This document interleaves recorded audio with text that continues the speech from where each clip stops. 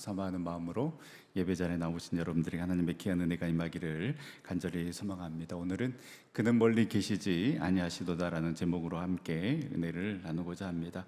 오늘 우리는 사도 바울이 2차 전도 여행 중 방문했던 아덴에서 선포했던 그 말씀을 묵상하며 은혜를 나누고자 합니다. 여러분들이 이제 지도에 보시면 지도에 나와 있는 이 지도가요, 이제 화면에 나와 있는 지도가 2차 전도 여행 지도인데요. 1차 전도 여행을 마치고 예루살렘으로 가서 선교 보고를 한 후에 바울은 1차 전도 여행지를 다시금 방문하는 것이 원래 계획이었습니다. 그런데 드로아에서 이 마게도냐 사람이 환상 중에 나타나서 마게도냐로 건너와서 우리를 도우라라는 그 환상을 보고 마게도냐의 첫 성인 빌립보에 도착을 하게 됩니다. 그래서 이 빌립보가 본격적인 2차 전도 여행의 시작이라고 볼 수 있는데요. 이 빌립보, 데살로니가, 베레아를 거쳐 도착한 곳이 바로 아덴이라는 지역입니다. 지도에서 보시면 이제 8번 지역이 바로 이 아덴인데요. 그리스 아테네를 말합니다. 이 바울이 아덴을 방문했을 당시에는 아덴은 로마 식민지 아래에 있었지만 그러나 문학, 철학, 문화, 예술적인 명성은 여전히 지니고 있는 도시였습니다. 로마의 지성인들조차도 아테네는 평생 한번 가보고 싶어 할 정도로 동경하는 도시였는데, 그러나 바울이 아덴에 도착하여 그 도시를 둘러보았을 때 그의 눈에 가장 먼저 들어온 것은 화려한 건축물이나 위대한 문화가 아니었습니다. 16절입니다. 바울이 아덴에서 그들을 기다리다가 그 성에 우상이 가득한 것을 보고 마음에 격분하여. 작년에 저희 성지순례팀도 이 아테네를 방문했는데요.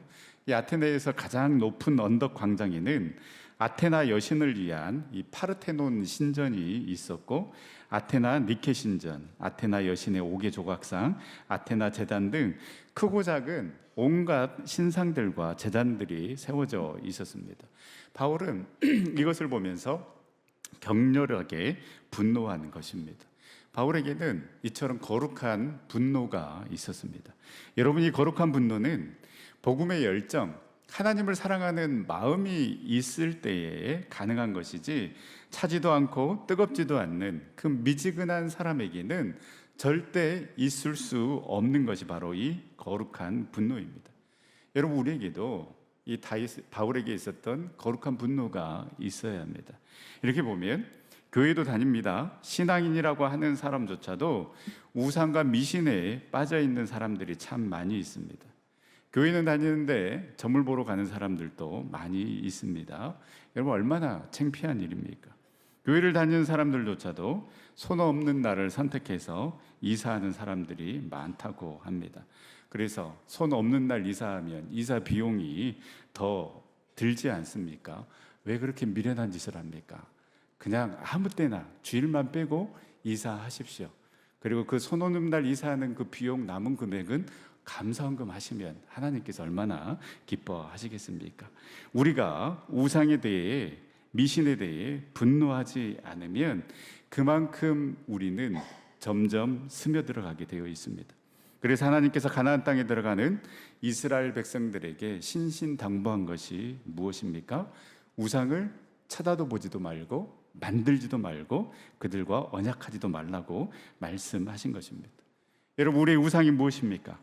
하나님이 아닌 다른 것에 우리의 모든 것을 빼앗기고 있는 것은 무엇입니까? 이것 앞에만 서면 점점 무뎌지고 타협하게 되는 것이 있습니까? 바로 그것이 우리의 우상이 되는 것입니다. 우리 안에 거룩한 분노가 있어서 더욱더 하나님을 사랑하고 복음에 대한 열정으로 불타오르는 하나님의 백성들이 될 수 있기를 간절히 소망합니다. 여기서 중요한 것은 이 바울의 분노는 사람들을 미워하고 정죄하는 분노가 아니었습니다.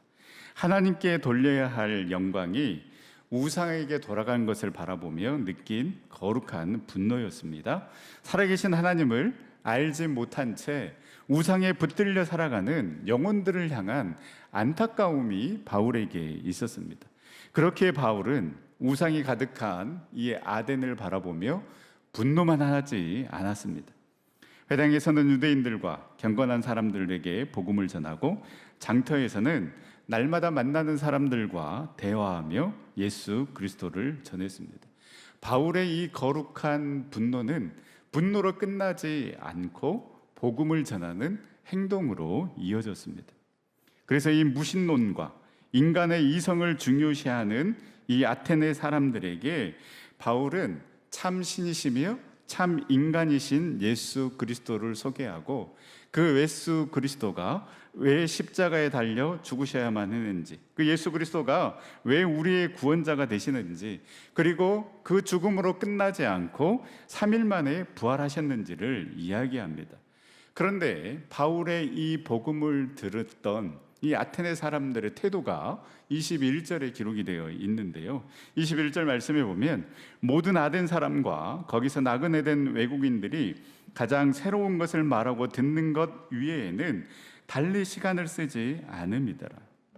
이들은 바울이 이야기한 뭔가 들어보지 못했던 이야기인데 거기에는 관심이 있었지만 그러나 자신의 죄에는 관심이 없었습니다. 새로운 사상에는 관심을 가졌지만 자신을 죄에서 구원하실 예수 그리스도에게는 관심이 없었습니다. 복음을 들어도 그것을 자신과 관계없는 하나의 종교적인 지식으로만 받아들인 것입니다. 예수 그리스도의 십자가의 사랑과 부활이 나와 아무런 상관이 없는, 그래서 지적인 수준, 어떤 종교적인 교리 수준에만 머물러 있는 사람들이 있습니다. 그래서 머리에서 이 가슴까지의 거리가 가장 먼 거리라고 이야기하지 않습니까? 나를 살리기 위해 우리 주님이 나를 위해 대신 죽었구나. 내 죄를 사하기 위해 우리 주님께서 나를 대신해서 십자가에서 피를 흘리셨구나. 주님의 부활이 나의 부활이고 그 주님이 부활하셨기에 우리 또한 이 땅에서의 삶으로 끝나는 것이 아니니, 우리가 이 세상에 집착하며 살아가는 것이 아니라 영원한 하늘나라를 소망하며 살아가야 하겠구나. 여러분, 이 믿음이 있어야 우리는 주님을 위해 헌신할 수 있고 주님을 우선순위에 둘 수 있고 땅의 것을 바라보며 살아가는 것이 아니라 위의 것을 바라보며 지금의 고난과 아픔을 이겨내며 소망으로 살아갈 수 있는 것입니다. 이 생명의 복음, 능력의 복음, 회복의 복음이 여러분 우리의 머리에만, 우리 지식에만 머물러 있는 것이 아니라 나를 깨우고 살리고 회복시켜서 그 예수 그리스도로 말미암아 다시금 뜨거워지고 그 예수 그리스도의 복음을 전하는 능력의 그리스도인으로 살아가는 우리 전생의 모든 성도님들이 다 될 수 있기를 간절히 소망합니다. 자, 이렇게 예수 그리스도조차 호기심에 머물러 있는 이들에게 바울이 이제 본격적으로 설교를 하면서 하나님이 누구인가를 이들에게 선포하면서 먼저 이들에게 한 가지를 지적하는데요, 우리 22절 23절 말씀 다 같이 한번 읽어보도록 하겠습니다. 바울이 아레오바고 가운데에 서서 말하되 아덴 사람들아, 너희를 보니 범사에 정교심이 많도다.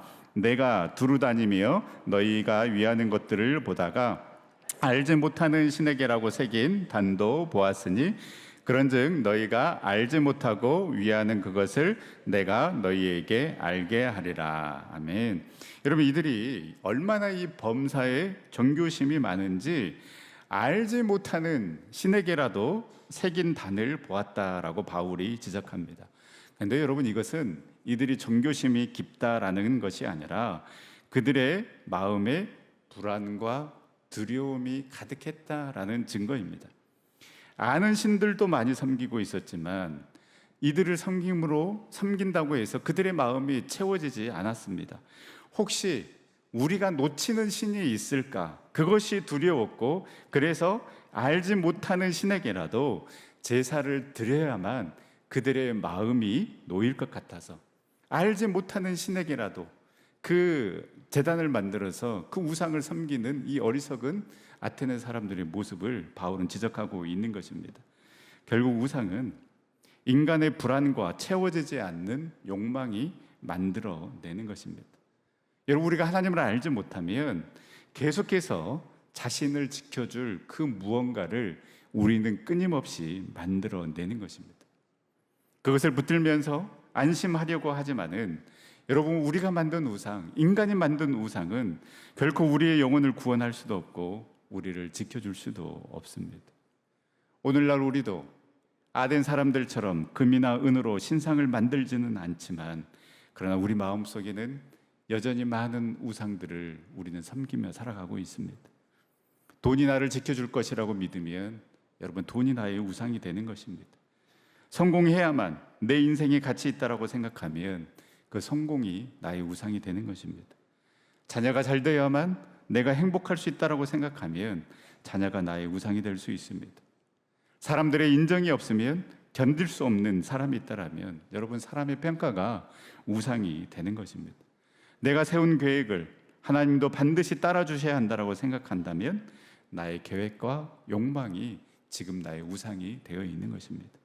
결국 우리의 본질과 근원을 찾지 못하면 우리는 계속해서 불안해하고 두렵기 때문에 계속해서 새로운 우상을 만들어내면서 끊임없이 쫓기는 삶을 살아가게 될 것입니다.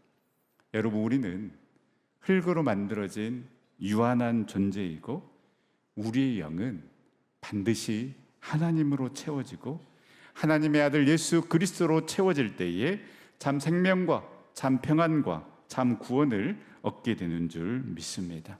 예수 그리스도가 우리의 길이요 진리요 생명이요 모든 것 되시기 때문에 우리가 불안해하고 두려워하고 걱정하고 염려하는 것이 아니라 우리의 구원자 되시며 우리의 참 소망 되시며 우리를 사랑하시되 끝까지 사랑하시는 그 주님을 신뢰함으로 말미암아 주님께서 주시는 그 참 평안과 기쁨, 은혜를 누릴 뿐만 아니라 바울처럼 그 불안해하고 두려워하는 그 아테네 사람들에게 야, 너희들 불안해하지 마라, 내가 알려줄게, 그 예수 그리스도를 담대히 전하는 그러한 능력의 그리스도인으로 살아가는 저와 여러분들이 될 수 있기를 간절히 소망합니다. 이제 바울은 그 알지 못하는 신을 섬기며 불행해하는 사람들에게 살아계신 하나님이 어떤 분이신지를 선포합니다. 24절입니다. 우주와 그 가운데 있는 만물을 지으신 하나님께서는 천지의 주지시니 손으로 지은 전에 계시지 아니하시고, 하나님은 우리가 만든 분이 아닙니다. 하나님께서 우리를 만드셨습니다. 하나님은 사람이 만든 건물이나 제단 안에 갇혀 있는 분이 아니십니다. 우주와 그 가운데 있는 모든 만물을 다스리시고 창조하신 하나님이십니다.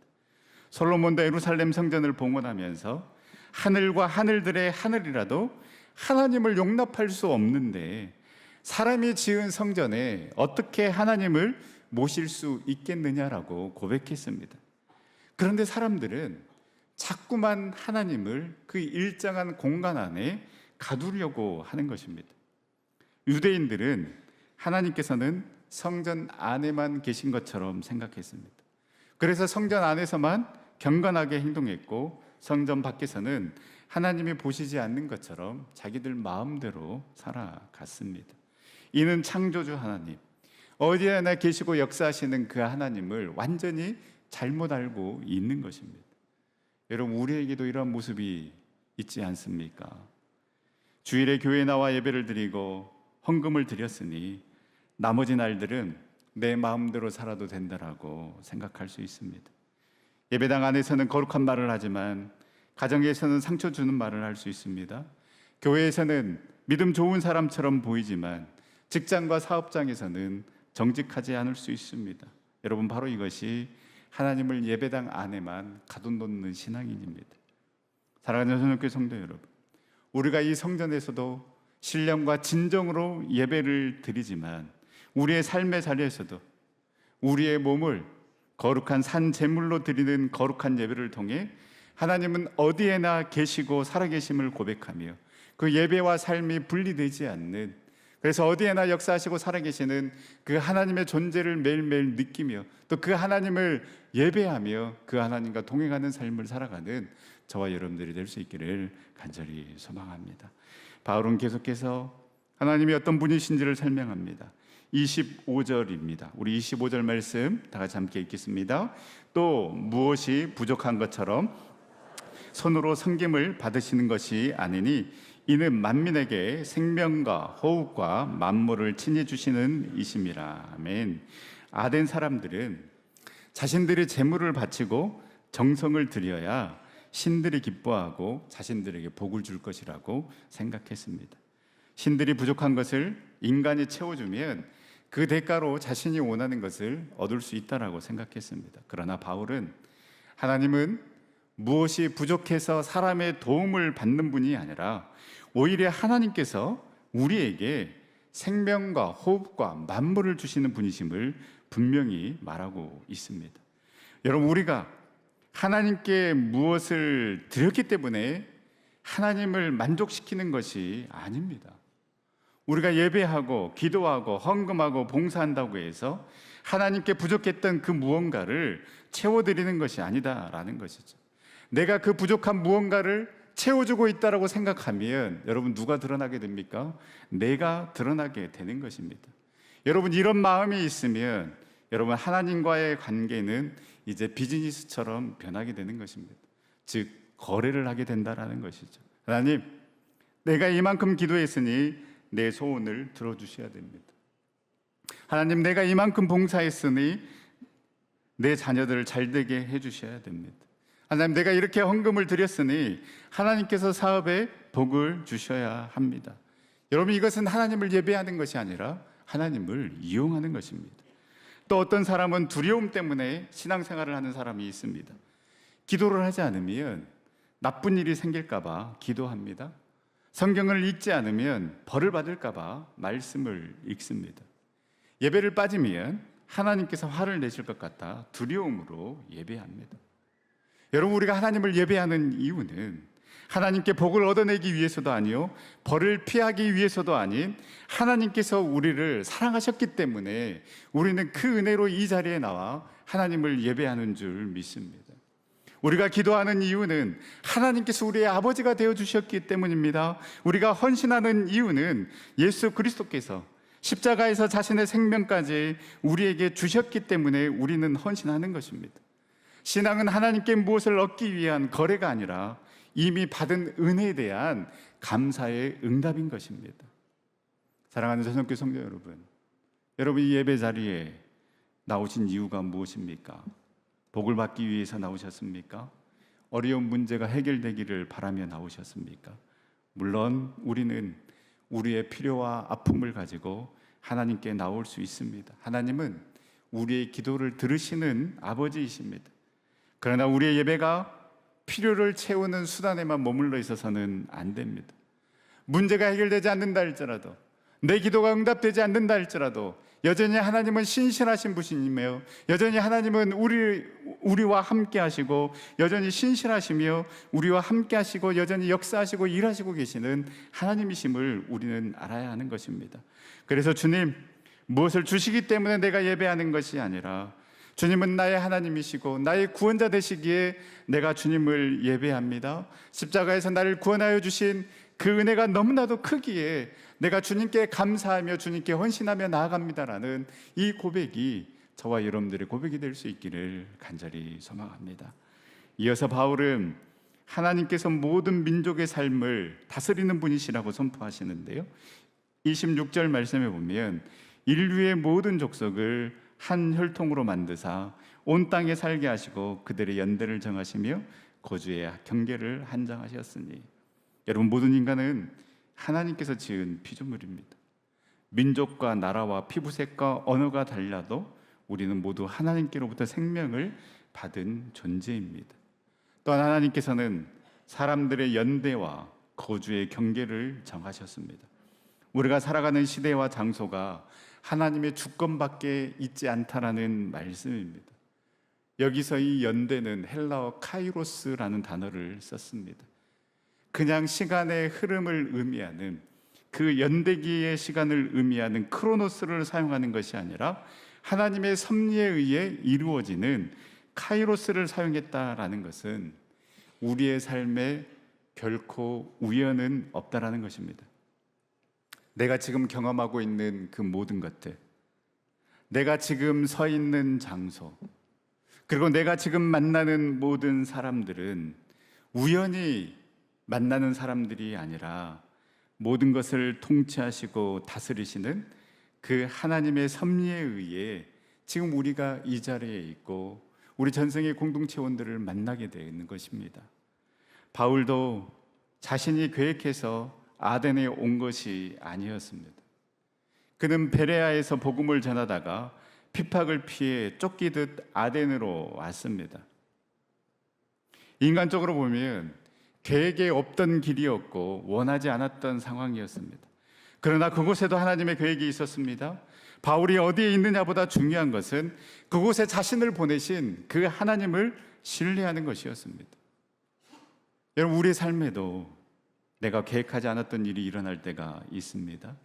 내가 원했던 길이 막히고 전혀 생각하지 않았던 자리로 가게 될 때가 있습니다. 만나고 싶지 않았던 사람을 만나고 겪고 싶지 않았던 일을 겪을 때가 있습니다. 그때 우리는 물을 수 있습니다. 하나님, 내가 왜 여기에 와 있습니까? 하나님, 내가 왜 이 일을 해야 합니까? 하나님, 왜 내 계획대로 되지 않습니까? 하나님, 정말 나를 인도하고 계시는 건 맞습니까? 그러나 오늘 말씀은 우리의 시대와 거주의 경계를 하나님께서 다스린다라고 말씀하십니다. 내가 지금 서 있는 자리, 내 계획과 다른 자리에 서일 수 있지만 하나님 손길 밖에 있는 자리는 아니다라는 것입니다. 우연히 온 것처럼 보이는 그 아덴에서 바울은 복음을 전했습니다. 쫓기듯 도착한 곳이 새로운 사명의 자리가 되었다라는 것입니다. 그러므로 사랑하는 전속교 성도 여러분, 내가 원하지 않는, 내가 원치 않았던 그 자리에 서 있을 때 여러분 낙심하지 마십시오. 하나님께서 왜 나를 이곳에 두셨는지 기도하며 물으십시오. 반드시 그곳에서 만나야 될 사람들을 만나게 하시고 감당해야 될 일을 감당해야 되기에 하나님께서 저와 여러분들을 이곳에 보내신 줄 믿습니다. 그 시간들을 통하여서, 그 만남을 통하여서 나를 새롭게 빚어가실 그 하나님을 기대하며 나아가는 것입니다.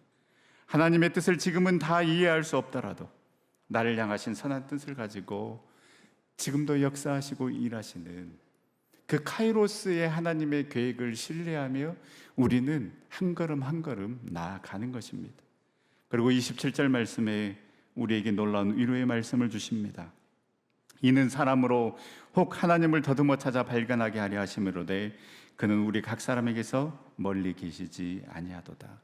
이 더듬다라는 단어는 탐구하다, 규명하다, 느끼다라는 뜻을 가지고 있는데요. 그러니까 우리가 얼마든지 하나님을 느끼고 발견하려고만 하면 우리는 도처에서 그 하나님의 존재를 확인할 수 있다라는 것입니다. 더위가 기승을 부리고 있지만은 그러나 우리가 확신할 수 있는 것, 무더운 여름 가고 선선한 바람이 부는 가을은 분명히 온다라는 것입니다. 저는 우주에 대해서 잘 알지 못하지만 그러나 이 우주가 충돌하지 않고 우리가 살아가고 있다는 것 자체가 여러분 신비이지 않습니까? 그 놀라운 비밀을 인간의 지혜로 담을 수가 없다라는 것입니다. 하나님은 살아계시고 그 하나님의 존재는 우리가 얼마든지 더듬어 찾을 수 있다라는 것입니다. 그리고 중요한 사실은 하나님은 멀리 계시지 않다라는 것입니다. 내가 기도할 힘조차 없을 때에도 하나님은 멀리 계시지 않습니다. 아무도 내 아픔을 알아주지 않는 것 같을 때에도 하나님은 멀리 계시지 않고 가까이 계십니다. 내 계획이 무너지고 앞이 보이지 않을 때에도 하나님은 우리 곁을 떠나지 않으십니다. 28절에 바울은 이렇게 이야기합니다. 우리가 그를 힘입어 살며 기동하며 존재하느니라. 우리가 하나님을 붙들고 살아가는 것 같지만 사실은 하나님께서 우리를 붙들어 주셨기 때문에 우리는 살아가는 것입니다.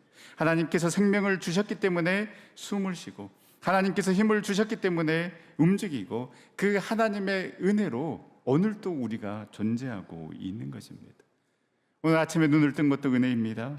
지금 예배 자리에 나온 것도 은혜입니다. 힘든 일을 겪으면서도 포기하지 않고 여기까지 온 것도 하나님의 은혜입니다. 우리는 뭔가 특별한 일이, 기적이 일어나야 은혜라고 생각합니다. 그러나 오늘 내가 숨쉬고 있다는 것이 은혜이고 믿음을 잃지 않고 어찌됐든 다시금 이 예배의 자리로 나와서 그 하나님의 은혜를 사모하며 그 부어주실 은혜를 기대하며 나아가는 것도 은혜입니다. 수많은 어려움 속에서도 하나님을 부르며 살아가고 있다는 것이 은혜인 것입니다. 하나님은 멀리 계시지 않습니다. 우리가 느끼지 못할 때에도 가까이 계시고 우리가 알지 못할 때에도 우리의 생명을 붙들고 계시는 줄 믿습니다. 그렇기 때문에 여러분, 불안해하지 마십시오. 두려움 때문에 알지 못하는 신을 찾아다녔던 아덴 사람들처럼 세상의 헛된 것을 붙드는 것이 아니라 우리의 모든 것 되시고 우리를 사랑하시되 끝까지 사랑하시며 지금도 우리를 향한 그 놀라운 뜻과 계획을 가지고 역사하고 계시는 그 하나님을 붙들고 나아가는 저와 여러분들의 삶이 될 수 있기를 간절히 소망합니다. 말씀을 마치겠습니다. 사랑하는 선교회 성도 여러분, 이제 우리의 내면의 불안함과 두려움이 만들어낸 그 모든 헛된 우상들을 온전히 십자가 앞에 내려놓을 수 있기를 소망합니다. 내 한계를 가리기 위해, 내 부족함을 가리기 위해 세상의 헛된 것으로 나를 치장하려고 했던 어리석음 또한 버리고 오직 우리에게 생명과 호흡을 주시는 그 하나님의 은혜로 내 영혼을 가득 채우는 삶을 살아갈 수 있기를 소망합니다.